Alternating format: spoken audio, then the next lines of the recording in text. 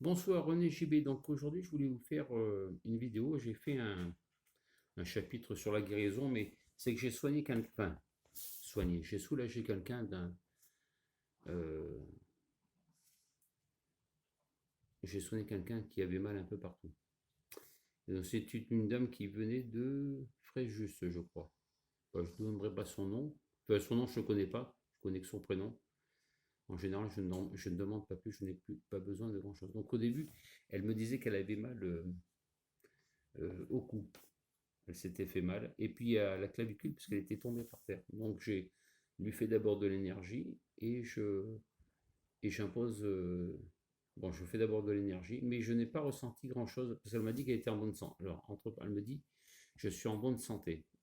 Mes mains ne s'attiraient pas grand-chose. Je lui fais sa séance d'énergie. Alors, elle me disait qu'elle avait mal, par contre, au cou et un peu et à la tête. Donc, je lui ai fait le cou et la tête, comme j'aurais fait d'habitude. Et il y avait une dame qui l'accompagnait avec elle, une de ses voisines, et elle me dit, la voisine, elle me dit, cette dame, qu'elle avait mal au tibia, qu'elle sentait une chaleur intense dans le tibia, elle me dit, c'est quand même, c'est dur pour moi. Je dis, bon, bah, si vous voulez, je vous fais une séance. Donc, je lui ai fait une séance.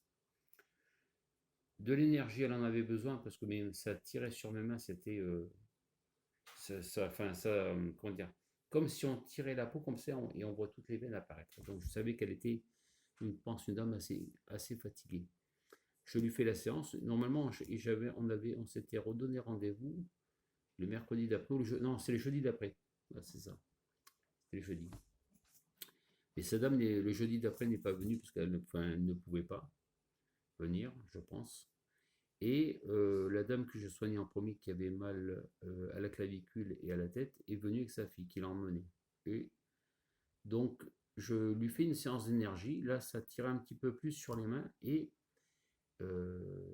je ressentais dans mon dos des douleurs au niveau du cou et qui descendaient jusque tout en bas, enfin jusque au niveau des hanches. Et je lui dis, mais je dis, vous avez pas mal au dos, madame, je vais l'appeler madame. Elle me dit, bah j'ai des douleurs, mais très anciennes. Mais elle me dit, c'est pas ça qui me fait mal, c'est ma tête, c'est ma tête, c'est ma tête. Donc, je lui fais la séance d'énergie et après, j'ai dit, bon, non.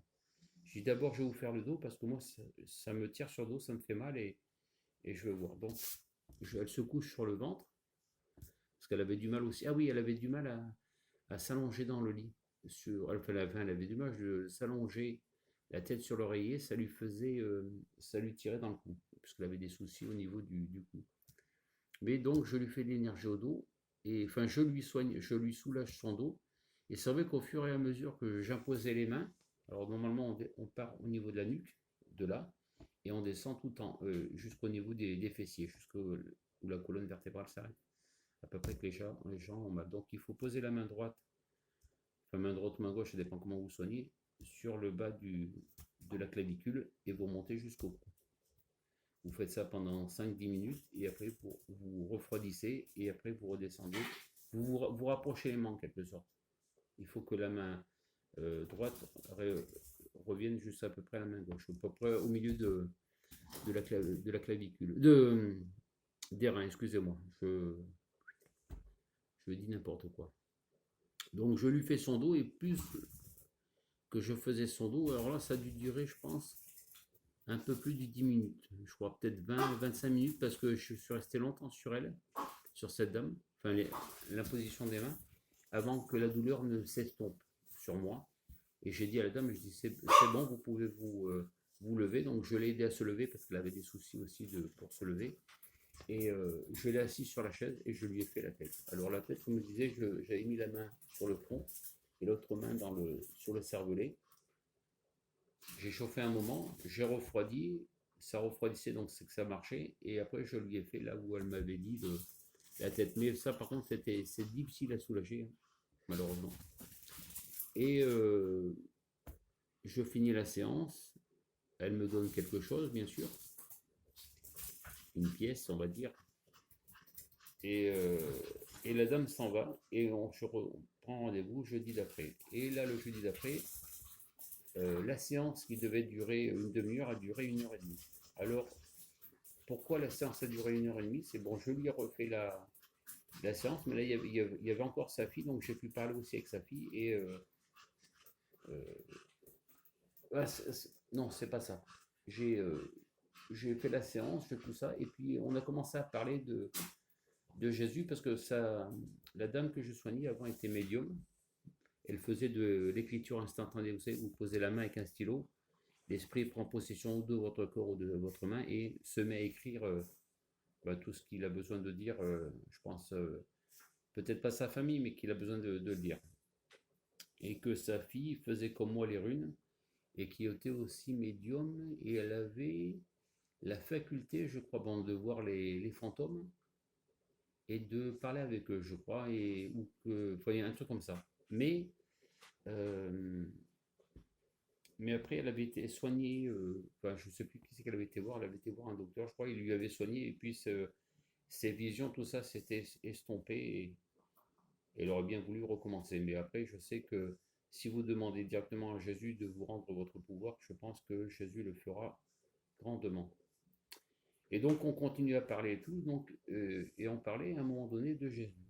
Et elle me dit, vous l'avez déjà vu? Je dis oui, donc j'aurais raconté mon histoire à Calas l'une des premières fois où je l'ai vu.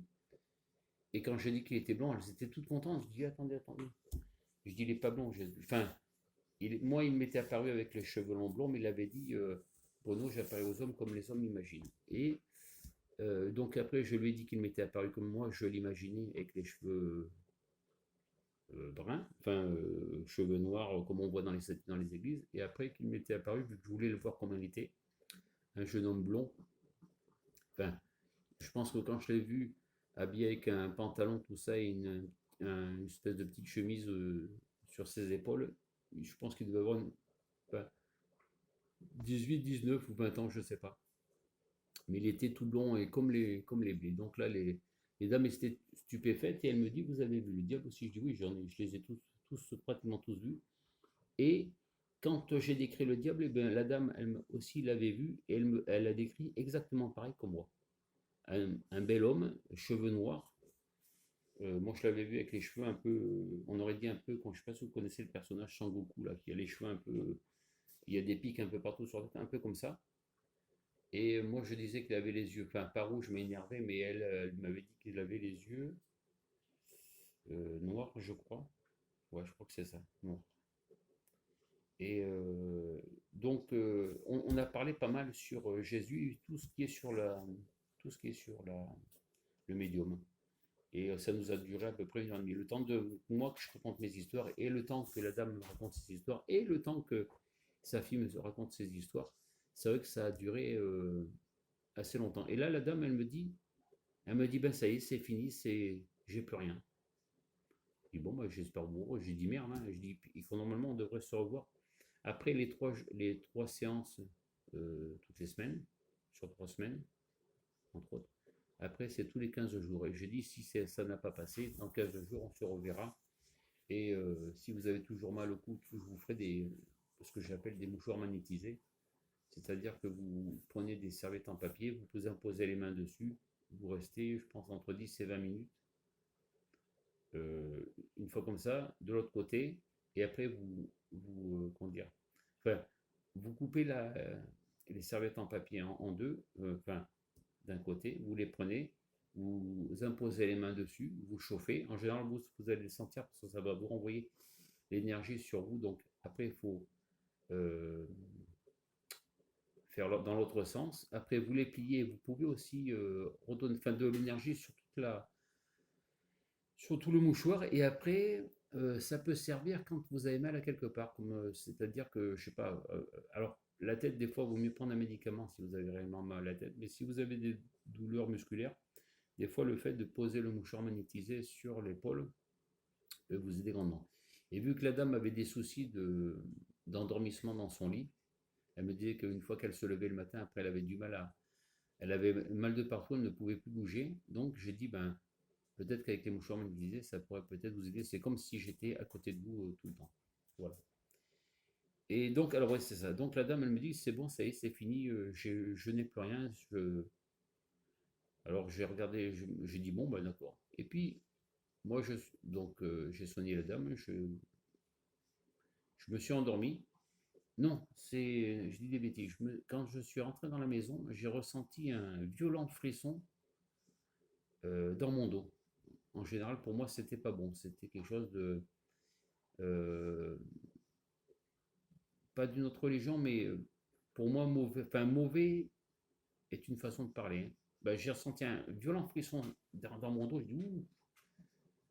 Et c'est peut-être ça que la dame me disait que ça y est, c'était terminé, c'est que je lui avais retiré son, entre parenthèses, son mal, ou peut-être la autre chose qu'elle avait sur elle, quelqu'un de mauvais, peut-être de mauvais qui était autour d'elle, ou voilà.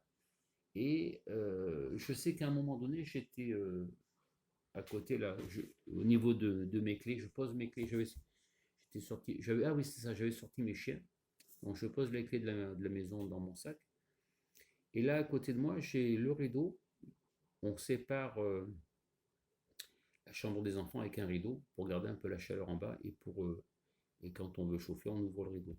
Bon. Et là le rideau était fermé, j'ai eu l'impression que le rideau bougeait, et comme si le rideau venait vers moi comme ça. Je dis mince, et là un violent frisson qui m'est passé dans le dos comme ça, je dis, oh, putain, je dis c'est pas bon. Donc je me suis fait le mauvais oeil, mais il n'est pas sorti grand-chose. Il m'est sorti. Ah, ça n'avait aucune forme, aucun visage, même pas. Non, c'était, on va dire, un mauvais oeil quelconque. Donc peut-être que j'avais enlevé à la dame. Et par contre, après, je dis, tiens, je vais essayer mon testeur de fantôme. Donc je faisais cuire quelque chose au four. C'est vrai que si vous le passez à côté du four, il y a tout qui s'allume parce que c'est des ondes électromagnétiques. Voilà. Et après, je me suis mis au niveau de la fenêtre, j'ai fait le tour de mon salon avec l'appareil allumé. Et quand je suis arrivé à la fenêtre, normalement, c'est un voyant vert qui reste allumé. S'il y a beaucoup d'esprits, ça monte jusqu'au rouge, mais moi, c'est monté jusqu'au jaune. Pas beaucoup. Deux fois, j'ai mis devant la fenêtre, ça a clignoté, ça s'est arrêté, j'ai retiré le truc, j'ai remis l'appareil devant la fenêtre et ça m'a fait, ça a clignoté deux fois. Je dis, ah. Après, j'ai fait le tour du mur pour voir. Ça a clignoté aussi derrière la télé. Alors, je dis peut-être que c'est les prises électriques ou la télé. Mais la télé n'était pas allumée, je crois. Donc, quand j'ai posé l'appareil sur la télé, ça n'a rien fait. Et ça a clignoté un peu derrière le mur, mais pas énorme. Et par contre, c'est vrai que quand je m'approchais du four, ça clignotait beaucoup, mais c'était le four qui était en marche. Donc, on ne peut pas dire que c'était. Et j'ai essayé dans ma chambre, mais dans ma chambre, c'est pareil. Il n'y avait pas de. Juste un peu dans le salon. Et pourtant, j'ai ressenti cette mauvaise présence pendant un moment. Donc, euh, c'est avant de me faire le mauvais oeil, j'ai invoqué les âmes du purgatoire pour qu'elles viennent m'aider parce que j'ai dit, il y a quelque chose de pas bon là. Et c'est vrai que j'ai senti ce frisson dans mon dos partir. Ah oui, c'est ça. Je l'ai entendu partir. Et j'ai cru entendre quelqu'un monter les escaliers. Enfin, je crois avoir entendu quelqu'un ou quelque chose monter les escaliers. Je ne suis pas monté voir, toujours pareil, hein. Les âmes du purgatoire avaient certainement repoussé la mauvaise personne. Mais par contre, elle est revenue à l'attaque après. Ça, pareil, à un moment donné, c'est parti, mais ça a dû revenir assez vite. Et là, j'étais pas bien, je me sentais pas à mon aise. Et donc, j'ai invoqué Jésus, j'ai dit Jésus, mon Dieu, mon Seigneur et mon Roi, comme ça je l'appelle. J'ai dit, viens m'aider parce qu'il y a quelqu'un à côté de moi, j'arrive pas à m'en dépêtrer si tu peux m'aider. Et là, je pense que Jésus était à côté de moi, et là, j'ai senti le frisson partir, et il n'est pas revenu. Je crois qu'après, il est parti, mais je crois qu'il est revenu encore une fois.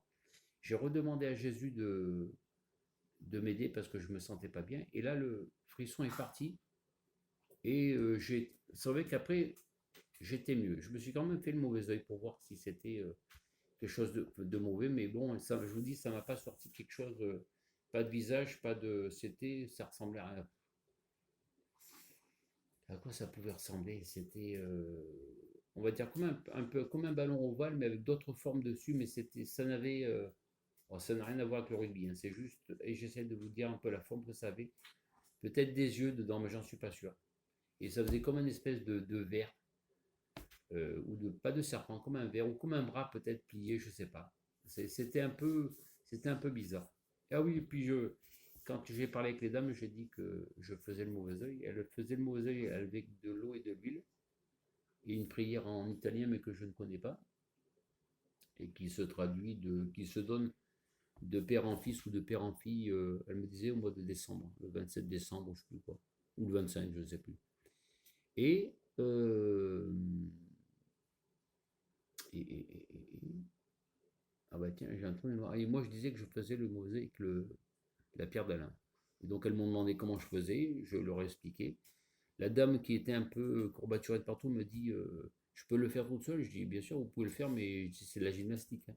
Parce qu'il faut d'abord poser la pierre sur la tête, faire le tour de la tête, après faire le tour du corps. Et vu que vous êtes tout seul, il faut faire un style de gymnastique pour enlever tout, faire tout le tour du corps. Quand vous faites ça sur quelqu'un, c'est vrai que c'est très facile parce que vous pouvez passer tout autour de la personne. Quand vous le faites tout seul, c'est un peu plus difficile. Voilà. Et bien, c'est tout ce que j'avais à dire aujourd'hui sur cette, on va dire, c'est pas sur un chapitre du magnétisme. Voilà. Alors, ouais, non, c'est bon, c'est fini, c'est terminé. Je vous remercie et je vous souhaite un agréable moment avec vous.